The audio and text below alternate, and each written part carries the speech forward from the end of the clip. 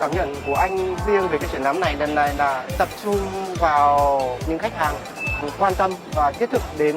trong cái ngành bán dẫn ở thị trường Việt Nam. Mình cũng đã tìm kiếm được một số các nhà cung cấp tiềm năng, một số các cái giải pháp và dịch vụ đến từ một số các đối tác toàn cầu, cả Đài Loan, cả Trung Quốc.